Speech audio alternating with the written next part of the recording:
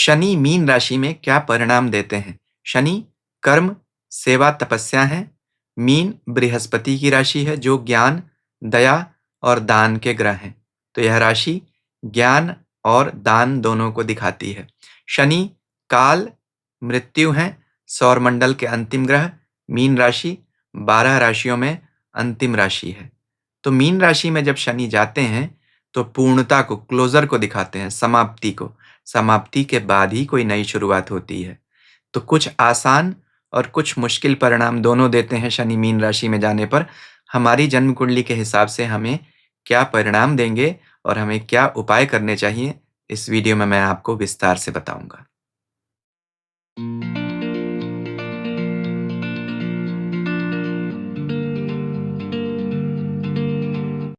ओम नमः शिवाय। मैं अंशुमान आपका स्वागत करता हूँ। शनि विचित्र ग्रह हैं, यूनिक प्लैनेट। महर्षि पराशर जहाँ इसे एक तरफ पाप, चोरी, रोग, मृत्यु देने वाला कहते हैं, वहीं संन्यास, वैराग्य, सेवा और मुक्ति का ग्रह भी मानते हैं।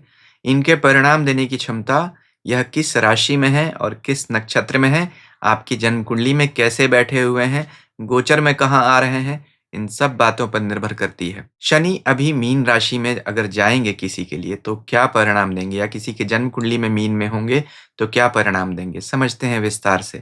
शनि कर्म है, मीन मन की राशि है, कल्पना की। अच्छा क्या हो सकता है? अगर कोई साइंस या रिसर्च के क्षेत्रों में है, मेहनत या पेशेंस वाले काम करते हैं, उन लोगों के लिए बहुत अच्छा है। बुरा क्या हो सकता है? शनि वास्तविकता के ग्रह हैं, मीन मन की राशि है, सपनों की उड़ान, कल्पना। तो अगर कुंडली में बुरा है या आपके लिए गोचर में बुरे हो रहे हैं तो फिर this is very bad for day dreamers. दिन में सपने देखने वालों के लिए बहुत बुरा हो सकता है। सच से सामना हो जाएगा और जॉबलेसनेस भी बढ़ाते हैं शनि मीन राशि में जाने पर। आदमी से उसका लाइवलीहुड ले लेते हैं। यह मीन राशि के शनि की एक सबसे समस्या वाली बात होती है। तो इन सब बातों पर हमको विस्तार से समझने के लिए पहले यह समझना पड़ेगा कि हम कैसे समझें कि हमारे शनि कुंडली में अच्छे हैं, गोचर में अगर आ रहे हैं तो अच्छे हैं या बुरे हैं, उसी हिसाब से परिणाम मिलेंगे। तो पहले समझते हैं शनि अच्छे हों हमें कैसे पता चलेगा। देखिए, शनि काल पुरुष कुंडली के 10वें और 11वें भाव यानी कर्म और इनकम को दिखाते हैं। 10वां वर्क है और 11वां नेटवर्क है या इनकम है। हर घर से दूसरा घर उसका लाभ होता है। 10वां घर काम है तो काम का लाभ क्या होना चाहिए? इनकम। इसीलिए 10वें के बाद 11वां इनकम आता है। 11वें भाव से हम क्या देखते हैं? 11वां भाव मित्र, बड़ा भाई, चाचा, सरकार और समाज को दिखाता है। तो वहां से दूसरा भाव 12वां हुआ, तो इन लोगों से लाभ होना चाहिए। यानी शनि अगर कुंडली में अच्छा है, मीन राशि में है, तो इनसे लाभ होगा। 12वां भाव विदेश का भी तो है, इसलिए इंपोर्ट एक्सपोर्ट का किसी का काम है, अगर ट्रैवल से जुड़ा हुआ काम है तो उनके लिए अच्छा है। मीन राशि स्वयं समुद्र की राशि है, जल तत्व की राशि है। तो देश छोड़कर जाना, बाहर बस जाना, ट्रैवल अपॉर्चुनिटीज, इन सब के लिए बहुत अच्छा है। विदेश में काम मिलना, क्योंकि कर्म के घर का स्वामी अगर विदेश के घर में बैठेगा तो विदेश में कर्म होगा। इसलिए जो लोग बाहर जाना चाहते हैं या नौकरी के लिए या बसने के लिए, उनके लिए शनि अच्छा है। यहाँ पर मीन पेशेंस की राशि है, तो इसलिए लॉन्ग टर्म गोल्स अगर कोई सेट करता है उन लोगों के लिए अच्छा है। शनि संघर्ष है और शनि संयम भी तो है। तो अगर आपको संयम है, संघर्ष करने का मादा है, तो लॉन्ग टर्म प्लानिंग के लिए यहाँ शनि बहुत अच्छा है। कोई काम किया, जैसे फैक्ट्री बना रहे हैं, फैक्ट्री बनने में 2 साल लगता है, प्रोडक्शन और इनकम तो उसके बाद होगी। इतना पेशेंस है तो शनि आपको बहुत अच्छा परिणाम दे सकता है यहाँ पर। इसके अलावा शनि गुरु की राशि में बैठा होने पर शांत रहता है। अमूमन शनि को उत्पात का ग्रह मानते हैं, समस्याएं देने वाला प्लैनेट, कर्म फलदाता भी। तो हमारे बहुत कर्म निगेटिव भी होते हैं, इसलिए शनि की दशा गोचर में हमें निगेटिव रिजल्ट्स मिलते हैं। शनि गुरु से ही शांत होते हैं, इसीलिए गुरु की राशियों में बैठे शनि को कोदंडी शनि कहा गया। गुरु की 2 राशियां हैं, धनु राशि, उसका तो नाम ही कोदंड है। धनु राशि का एक नाम पुराने ज्योतिष के ग्रंथों में लिखा गया है, और यह क्षत्रिय राशि है। इसके अलावा जो मीन राशि है वह ब्राह्मण राशि है। तो यह शनि को कोदंडी भी कहा गया यहाँ पर। क वैसे भी ब्रह्मा जी को दिखाता है। आप कहेंगे यह कैसे? ओम कैसे बना है? अ, उ, म, ब्रह्मा, विष्णु, महेश। तो ओम शब्द में जो पहला शब्द वर्ण आता है, वह अ है, वो वॉयल है, यानी स्वर वर्ण है वह। और इसी तरह जो क है वो व्यंजन क की माला में आता है, कॉन्सोनेंट की माला में, वहाँ भी वह पहला शब्द है। तो पहला वर्ण जो है, चाहे वह स्वर हो या व्यंजन हो, यानी वॉवेल हो या कॉन्सोनेंट हो, दोनों ही तो ब्रह्म को दिखाएगा। इसीलिए क को ब्रह्मा कहा गया।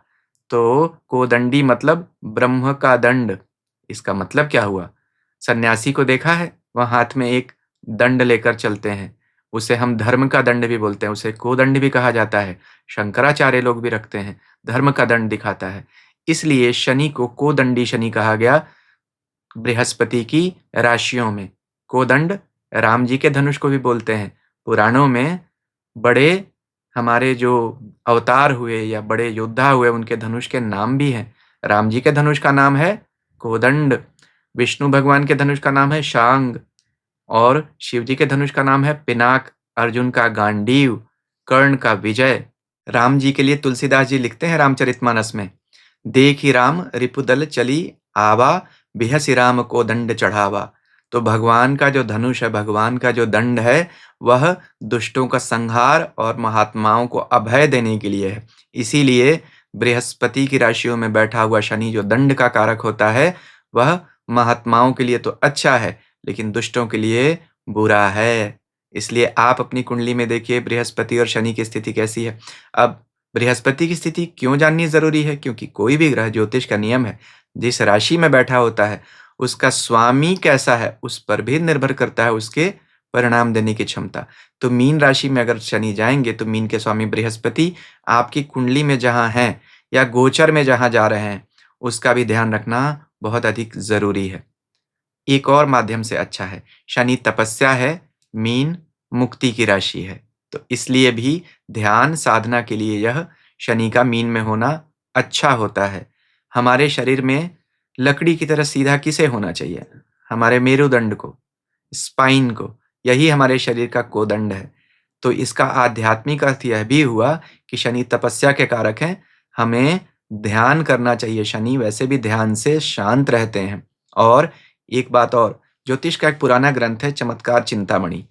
इसके चैप्टर में लिखते हैं इसके ग्रंथकार कि शनि अगर किसी की कुंडली में 12वें घर में हो या मीन राशि में भी हो, वह भी सेम ही परिणाम देगा। तो ऐसा व्यक्ति पिछले जन्म में बहुत अधिक उम्र तक साधना करके मृत्यु को प्राप्त होता है। उसकी साधना लेकिन पूरी नहीं हो पाती है। इस जन्म में उसे बचपन से ही ऐसा लगता है कि कुछ मिसिंग है, क्योंकि आत्मा और मन पिछले जन्म के संस्कार लेकर इस जन्म में आए हैं। तो उसे हमेशा कुछ मिसिंग लिंक सा लगता है कि क्या करूं? पिछले कुछ तो ऐसा है जो मुझे करना है, इंट्रिग होता रहता है। अगर उसे उसके गुरु मिल गए, सही रास्ता मिल गया, तो उसकी तरक्की बहुत तेज होती है। साधना जहाँ तक छूटी थी, जहाँ तक हुई थी, वहीं से आगे होती है और उसे रास्ता मिल जाता है। इसलिए जिसका शनि मीन राशि में हो या जन्म कुंडली के 12वें भाव में, ऐसे लोग हमेशा किसी न किसी उलझन और उधेड़-बुन में मानसिक रूप से रहते हैं। उनके सपने भी बहुत विचित्र आते हैं। सपनों में बहुत बार वह साधना करते दिखते हैं या उन्हें बहुत कुछ शरीर छोड़ने जैसा अनुभव भी मिलता है। जैसे चांदी की रज्जू जब आत्मा या मन शरीर से बाहर निकल कर घूमता है संस्कारों के साथ, तो महसूस होता है। ये साधना की गहरी बातें हैं। इशारा कर सकता हूँ, इससे अधिक तो यह ज्योतिष का वीडियो है, साधना का तो है नहीं, बता नहीं सकता। आप इस पर रिसर्च कर सकते हैं। तो यहाँ पर यह देखिए कि यह तो बातें हुई अच्छी। अब समस्या क्या आ सकती है? समस्या यह है कि शनि अंतिम ग्रह है, मीन राशि अंतिम राशि है, तो परिवर्तन की शुरुआत कर देता है शनि। शनि शिव का वह अंश है जो सिर्फ आशुतोष नहीं है, भैरव भी है। शनि यहाँ नीचाभिलाषी भी होता है। इसका मतलब मीन राशि के बाद शनि अगली राशि में जाएगा जो मेष राशि है, जहाँ वह नीच होता है। तो ज्योतिष का एक नियम है कि कोई ग्रह अगर अपनी नीच राशि में जाने वाला होता है, उससे पहले की राशि को वह नीचाभिलाषी कहता है। तो उसमें वह अच्छा परिणाम नहीं देता है, क्योंकि उसे पता है अब मैं अपने फॉल साइन में जाने वाला हूँ। शनि मीन राशि में आने से पहले कुंभ राशि में होते हैं, अपना घर है। तो अपना घर छोड़कर आना किसे अच्छा लगता है? खास तौर पर जब यह पता हो कि अपना घर छोड़कर आए और अगले घर में जाएँगे जहाँ हमें बहुत परेशानियाँ होने वाली हैं। इसलिए भी शनि मीन राशि में बहुत मुश्किल स्थिति में रहते हैं और कुंडली में जरा भी बिगड़े तो बहुत बुरा रिजल्ट देते हैं। एक और कारण है कारक भाव नाश आए। ज्योतिष में शनि को छठे, आठवें और 12वें भाव का कारक माना गया। यह तीनों बुरे घर यानी परेशानी देने वाले घर माने जाते हैं। तो कारक भाव का जो ग्रह है अगर उन्हीं भावों में हो या उन्हीं राशियों में तो भी बुरा होता है। इसलिए भी 12वीं राशि में शनि तकलीफ देता है। मीन 12वीं राशि हम जानते हैं, जब किसी की भी राशि से 12वें भाव में यानी 12वीं राशि में शनि आता है तो साढ़े साती शुरू होती है। तो एक तरह से यह अंतिम राशि है काल पुरुष की। तो हम कह सकते हैं कि सभी राशियों के लिए साढ़े साती जैसा प्रभाव देना शुरू कर देता है जब शनि मीन राशि में आता है, क्योंकि सबके लिए परिवर्तन शुरू हो जाता है। काल पुरुष की अंतिम राशि है ना, इसलिए भी इस राशि में सबके लिए जॉबलेसनेस और बाकी चीजें परेशानियां क्रिएट करता है। वैसे भी देखा जाए तो जब यह जल राशि है, जल शब्द दो वर्णों से बना है, ज और ल। जायते यस्मात् लियते यस्मिन्, यानी सब कुछ जिससे जन्म लेता है और सब कुछ जिसमें समा जाता है। जल ही जीवन है और जल ही प्रलय भी है। निष्कर्ष समझते हैं, कंक्लूजन क्या है, फिर उपाय। देखिए, निष्कर्ष यह है कि शुभ यहाँ वह किन लोगों के लिए होगा।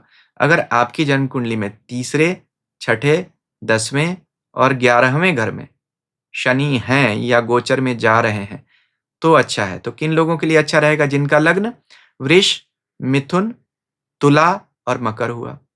किन लोगों के लिए बुरा रहेगा? जिनकी भी जन्म कुंडली में बैठे हैं या गोचर में जा रहे हैं 1, 4, 7 और 9वें भाव में, तो बुरा है। तो किन लग्नों के लिए बुरा हो गया? कर्क, कन्या, धनु और मीन, इनके लिए बुरा हो गया। आप अपनी जन्म कुंडली देखिए कहाँ है। मीन राशि में 3 नक्षत्र होते हैं, पूर्वा भाद्रपद, उत्तरा भाद्रपद और रेवती। गुरु, शनि और बुध के नक्षत्र। इसमें अगर वह उत्तरा भाद्रपद में है यानी अपने नक्षत्र में तो अच्छा है, वह अच्छा परिणाम देंगे।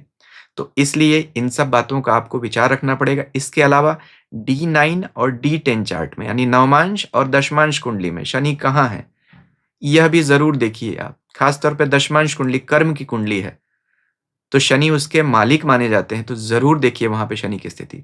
ट्रांजिट में भी आप देखिए क्या शनि आपकी कुंडली में मीन राशि में ही है और वहीं आ रहे हैं वापस गोचर में, तो इसको शनि का रिटर्न बोलेंगे।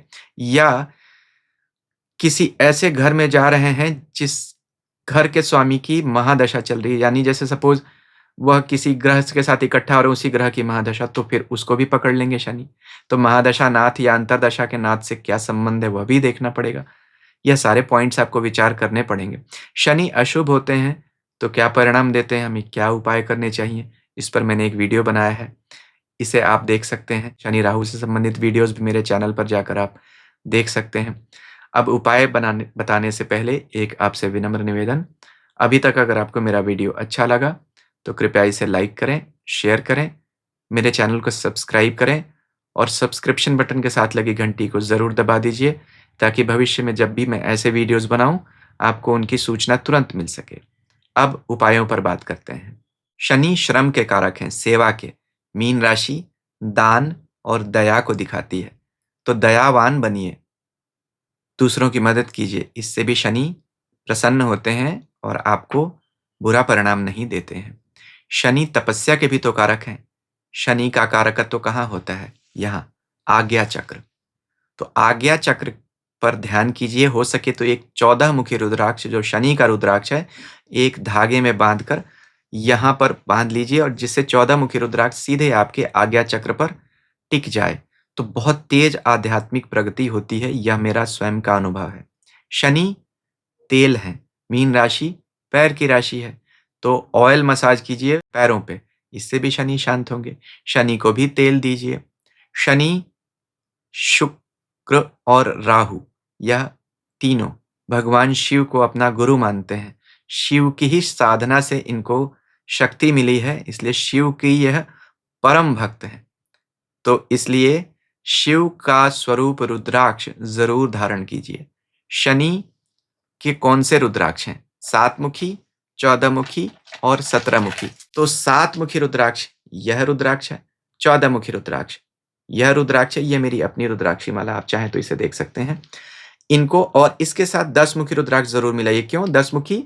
बृहस्पति का रुद्राक्ष है, मीन राशि के स्वामी बृहस्पति हैं, तो 10 मुखी रुद्राक्ष यह रुद्राक्ष हो गया। तो इसलिए 7 और 10 का कॉम्बिनेशन मिलाकर पहनिए, या 10 और 14 या 10 और 17 का कॉम्बिनेशन मिलाकर पहनिए। 7 मुखी सस्ता है, 14-17 महंगे रुद्राक्ष हैं। तो अपनी इच्छा और क्षमता के हिसाब से रुद्राक्ष का कॉम्बिनेशन मिलाकर पहनिए, आपके लिए बहुत अच्छा रहेगा। यह वीडियोस अभी आप शनि से और रुद्राक्ष से संबंधित आप स्क्रीन पर देख रहे होंगे। इन्हें भी चाहें तो आप देख सकते हैं, आपको और अधिक जानकारी मिलेगी। अभी तक अगर मेरा चैनल सब्सक्राइब नहीं किया, आप चाहें तो इसे भी कर सकते हैं। ईश्वर हम सबका कल्याण करें। हरि ओम।